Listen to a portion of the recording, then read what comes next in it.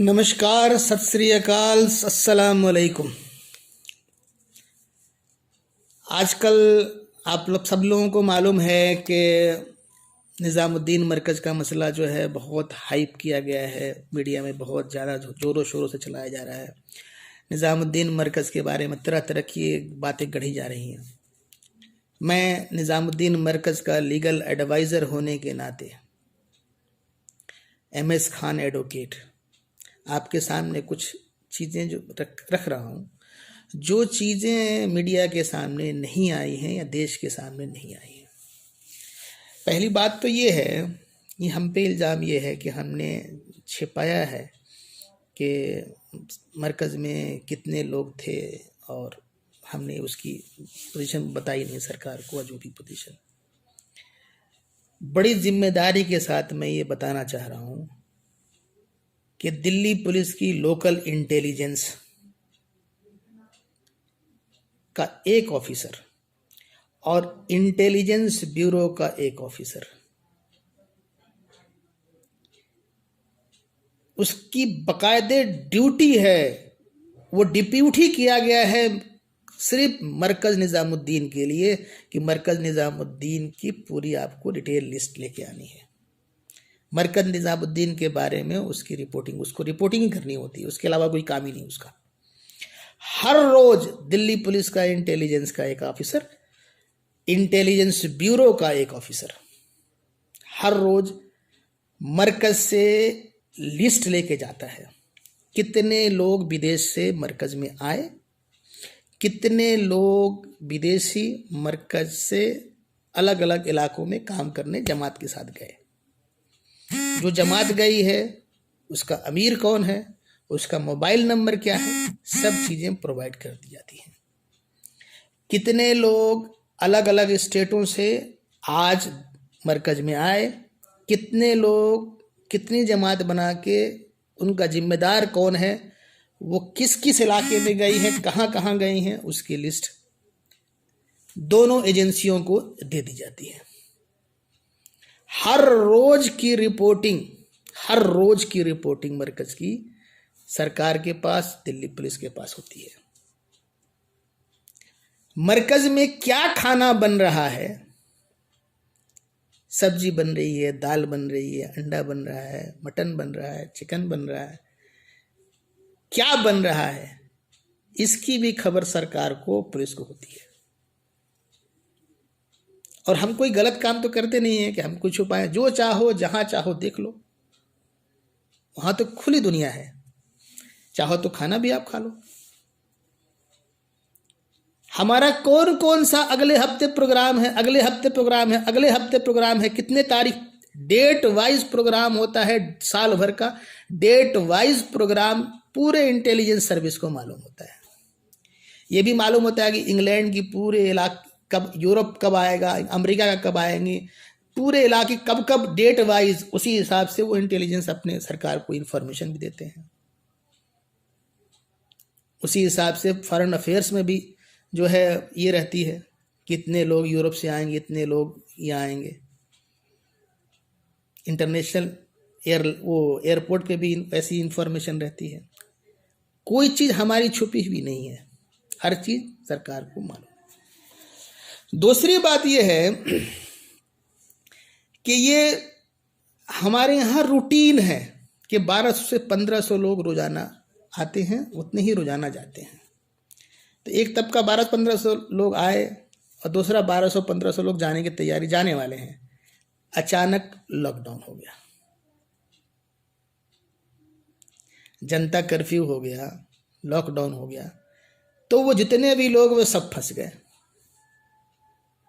अब फंस गए तो जमात के जो जिम्मेदार हैं, मरकज़ के जिम्मेदार हैं, एडवाइस जो, उन्होंने बाकायदे अथॉरिटीज़ को लेटर लिखा, ऑफिशियल लेटर लिखा, जाके मुलाकात करी, मिले,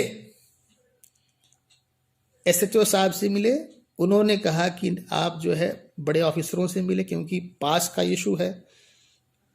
हमारा कहना ये था कि लोग जो फंस गए वो अपने अपने घरों पे चले जाएं, उसके लिए हम गाड़ी का अरेंजमेंट कर दे रहे हैं, उसमें तेल भरवा दे रहे हैं, ड्राइवर उसमें ये कर दे रहे हैं, जितनी गाड़ियां ज़रूरत पड़ेगी 50-100 जितनी गाड़ियां हम सब अरेंज कर दे रहे हैं, और सब उसमें भर के अलग अलग स्टेटों में अलग अलग जहाँ जहाँ जिनको जाना है चले जाएंगे, हम भेज देंगे। आप सिर्फ हमें गाड़ियों का पास दे दीजिए, जाने में कोई परेशानी ना हो, कोई रोक ही नहीं। इसके लिए हमें थाने, एसीपी, डीसीपी सबके यहाँ दौड़ना पड़ा। सबने कहा कोई वो कहें वहाँ चले जाओ, वो कहें वहाँ चले जाओ, वो कहें एसडीएम के पास चले जाओ, एसडीएम देंगे। एसडीएम साहब के पास गए, एसडीएम साहब बकायदे आके, एसडीएम साहब तहसीलदार साहब मरकज में आके घूम के पूरी देख कर गए।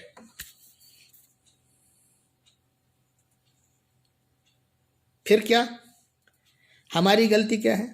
हमने हर कानून का पालन किया है।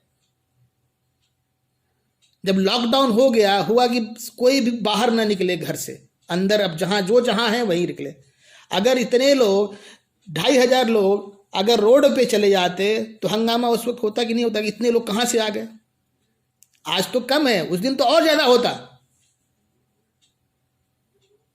तो हमने बड़ी खामोशी से कि गाड़ियों में भर भर के, एक जिम्मेदार नागरिक होने के नाते, एक जिम्मेदार संस्था होने के नाते हमने अपनी पूरी जिम्मेदारी निभाई। गलती आपकी, सरकार की गलती, पुलिस की गलती में हमारे मत्थे मढ़ रहे हैं आप।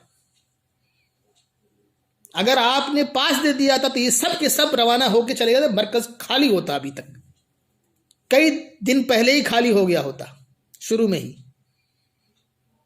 गलतियां आपकी और दोष हमें दे रहे हैं, और हमारे ऊपर जिम्मेदारी मीडिया को पूरी तरह से, अरे गलती कर दी, ये कर दी, कोरोना पूरे फैला दिया, ये कर दिया, वो कर दिया। हम कोई भगवान तो है नहीं कि हमें मालूम है कौन ये है इन्फेक्टेड है, कौन नहीं है। किसी को ये भी नहीं है कि आप उसकी जो है टेस्ट ना करिए, जो करना है आप करिए, वो करना है ये करें। किसी के सिम्टम्स दिख रहे हैं तो वो बेचारे, उनको आप क्वारंटाइन करिए, जहां ले जाना हो आप उनका टेस्ट करके, जो करना हो आप करिए। देश का एक एक कानून मरकज ने माना है, फॉलो करा है, और जो स्पिरिट से करना चाहिए उस स्पिरिट में करा है। एक भी हमने कानून को वायलेट नहीं करा है। और तीसरी बात, जो मीडिया में बात चल रही है उसका मैं जवाब देना चाहूंगा कि मीडिया में मौलाना साद के कुछ बयानात को गलत तरीके से बताया जा रहा है। जो बयान और जो आवाज बताई जा रही है, चलाई जा रही है, वो मौलाना साद की नहीं है। ये साजिश के तहत उनको बदनाम करने के लिए, मरकज को बदनाम करने के लिए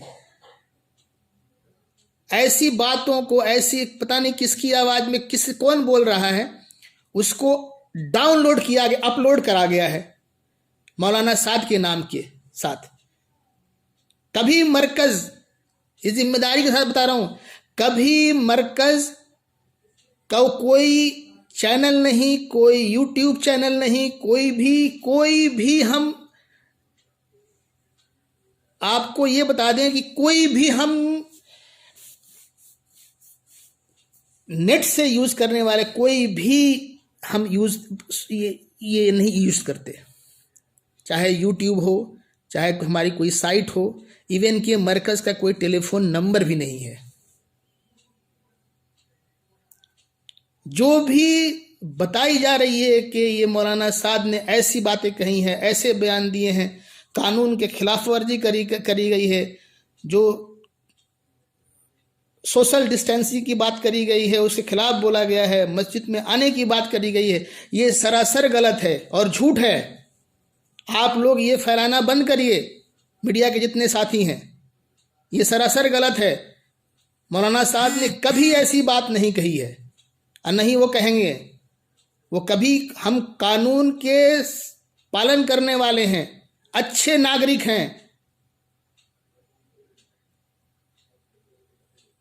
95 साल के इतिहास में हमारा, आप एक रिकॉर्ड बता दीजिए कि हमने कोई कानून तोड़ा है।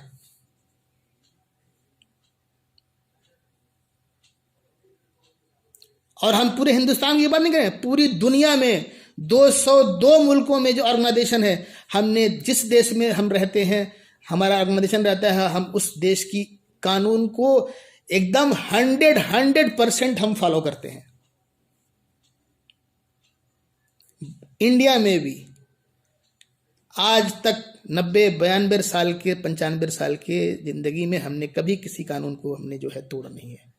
ये सरासर गलत है। आप इसको लोगों को बहकाना भड़काना बंद करिए और इसके लिए माफ़ी मांगिए, और हो सकता है कुछ दिनों के बाद हम इसके जितने चैनल्स हैं इनके खिलाफ हम केस भी करेंगे। बहुत बहुत शुक्रिया। आप लोग सभी इस वीडियो को ज़्यादा से ज़्यादा शेयर करें कि कम से कम सच्चाई सामने आए, लोगों को गुमराह करना लोग बंद करें। धन्यवाद। जय हिंद।